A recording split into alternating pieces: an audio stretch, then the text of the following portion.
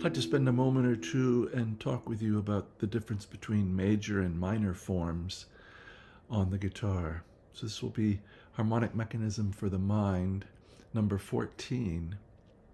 And we're just going to look at how the shape transforms as we move across the fingerboard. We're going to look at 3 different types.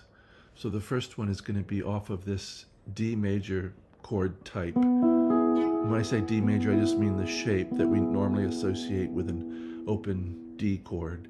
So 4, 5, 4, B, E, G sharp. And along with this, I want you to get a feeling of major as opposed to minor, so we can really start to use our ear and our intuition and our feeling immediately to know the difference between how something strikes us, how we respond in our feeling and in our heart. I don't do it intellectually too much. It's visceral. I feel it, the difference between chord qualities. So the next one in line would be this one, E major in first inversion, 6, 4, 5, G sharp, B, E. So we have, and finally this one, this is 7, 6, 4, E, G sharp, B root position. So both in single note soloing, in arpeggios, and in chord playing, you'd want to know these three note chords. I like 3-note chords because if you're playing with a bass player, they have somewhere to go and you have somewhere to go. You're not playing great big 6-string chords, I hope. So 3 notes also lets you start accounting for voice motion, and you can move things around.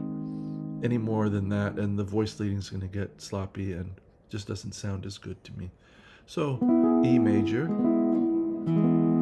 Now let's do E minor. Everything's going to be the same, but we're always going to have one note that's offset from the sequence that we just did. So here's 4, 5, 3, B, E, G, then G, B, E, 5, 4, 5, and then finally 7, 5, 4, E, G, B. Now we could go higher, but that would be getting into another form. So we've had E,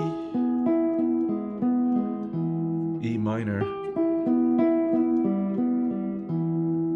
and now let's have what would be the 4 chord of E. It would be A. We're just going to do those.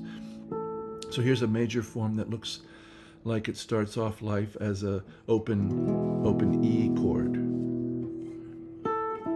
So 5, 5, 6, 5, 6, 7, 6, 7, 7. I hope you feel that is really major. Sounds like a trumpet reveille.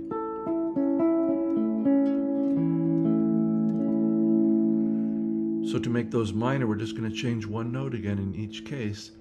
5, 5, 5, 5, 5, 7, 5, 7, 7.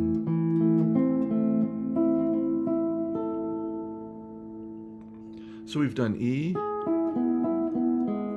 A. Now let's have B major, the form that looks like an A major open form, but moved up a whole step. So this is an interesting one. 2, 4, 4, F sharp, D sharp, B. That's going to come down and become 4, 4, 4. Looks like a little A chord, moved up. And then 4, 4, 6, B, F sharp, D sharp. So we have this. To make it minor again, we're just going to change one note. So now we have 2, 3, 4, and then 3, 4, 4, 4, 4, 5.